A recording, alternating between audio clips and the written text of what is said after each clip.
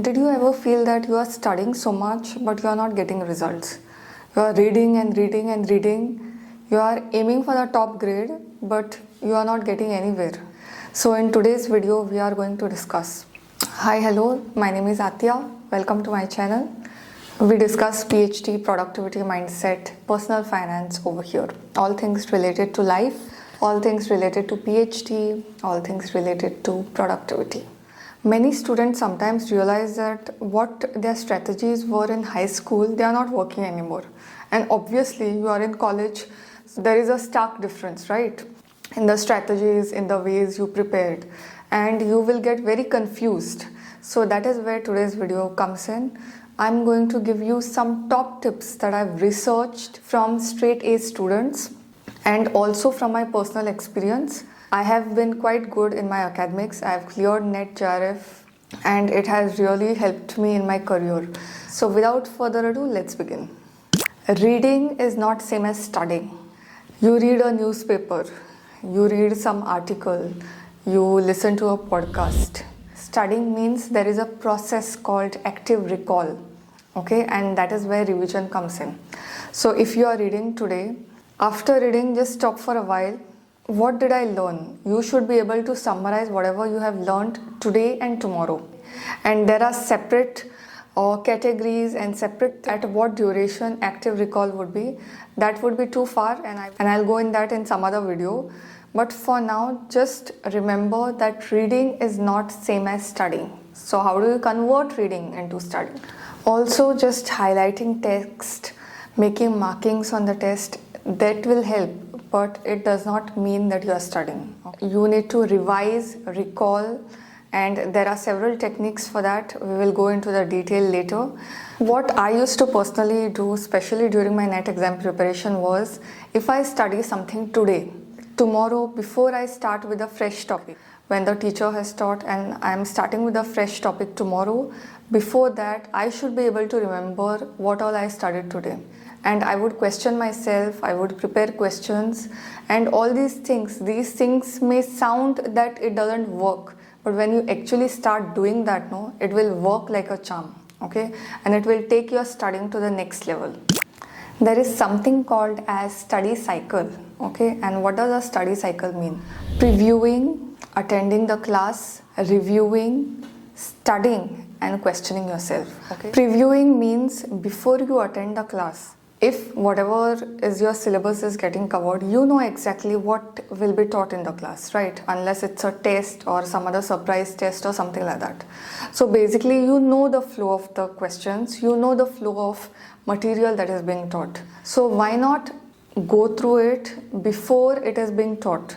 And trust me on this, if you do this and the teacher teaches you on that day you will understand everything. You will not have the need to ask questions or anything. I'm not saying you should not ask questions, but there will be no need for questions to be asked. Then after attending the class, you are reviewing whatever is being taught. You are not studying it. You are reviewing whatever material is being taught and okay, these are the parts that I understood, these are the parts you have not understood. At the time of studying, what you will do is you will highlight whatever is there. Studying does not mean highlighting, but you will start highlighting. You will also do active recall. If this is a paragraph that I've read, summarize in one sentence. Then there is checking your understanding, solving questions based on this. What you can do is prepare questions. Next day, when you are trying to revise it, you can just have questions without seeing the text that you have read.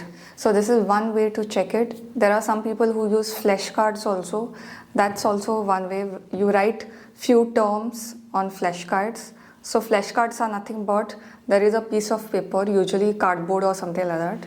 You write one term and write several terms which are difficult and you have trouble in memorizing. Keep it with you. When you are recalling or revising, that time you can bring it out and go through the material. There is a term called as distributed practice. Now what does this mean? This means that you span your study time during short periods of time, okay? What I mean by that is, instead of revising today at day 0, at day 15, at day 30, I'm just giving an example.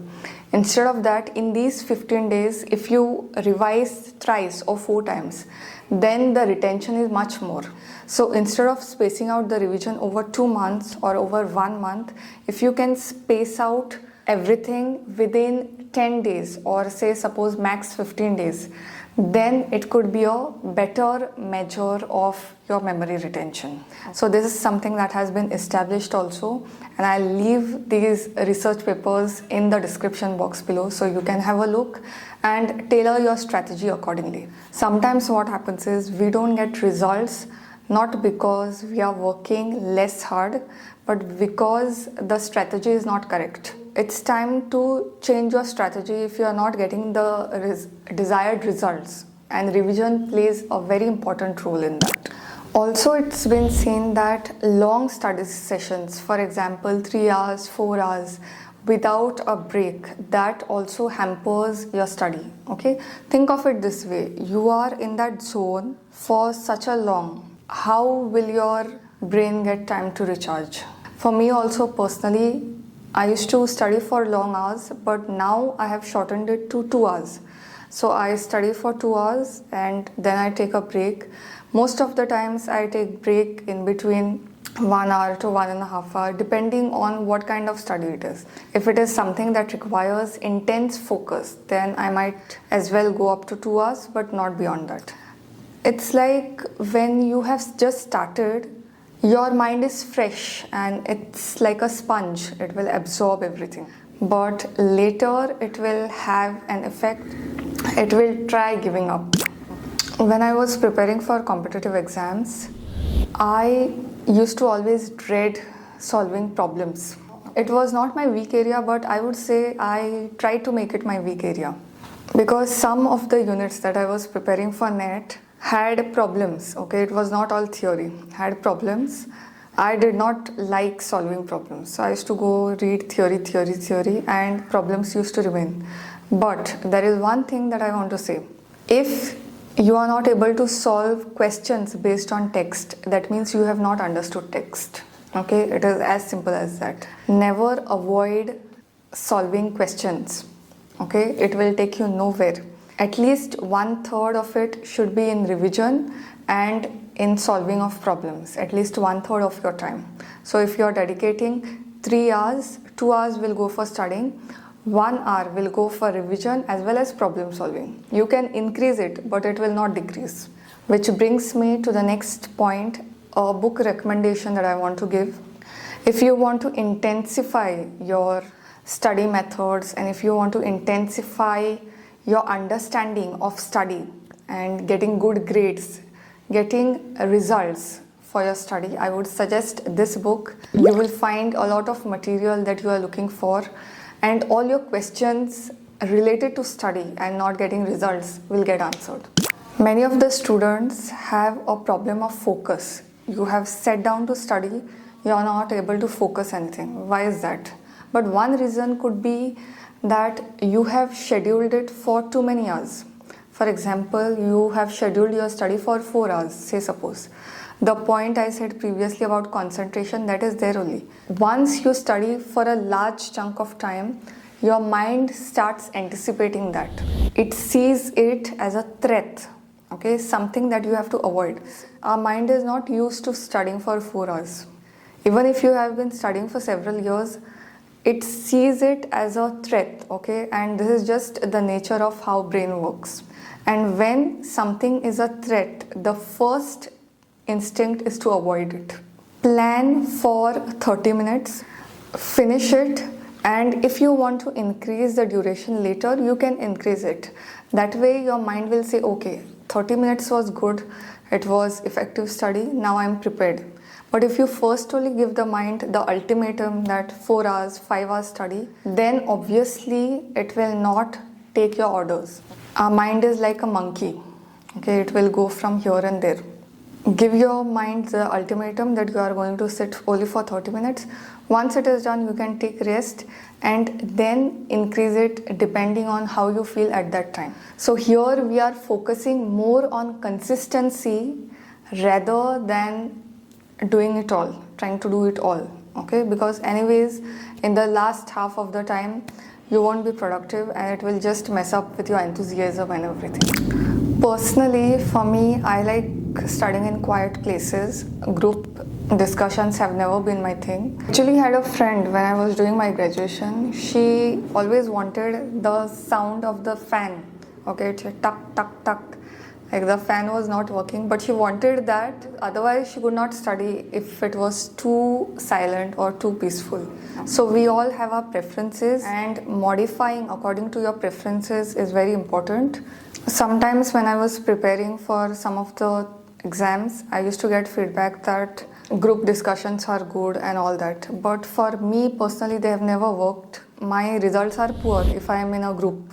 So whatever works, don't feel shy and don't feel ashamed to follow your path. If you are on this channel by now, you know that I'm a huge fan of single tasking, and multitasking has never worked for me. My typical routine is block the time for some hours, work through it, study it, finish it, and go. Social media and everything increases your chance of becoming a failure.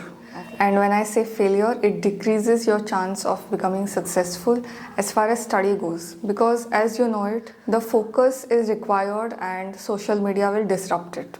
There is a very interesting presentation that I came across on social media and the effects of social media. So I'll try to link it.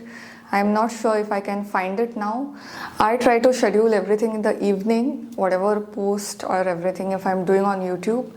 And even if they go out in the morning, these things are scheduled previously in the evening, okay? It's just that it gets published in the morning.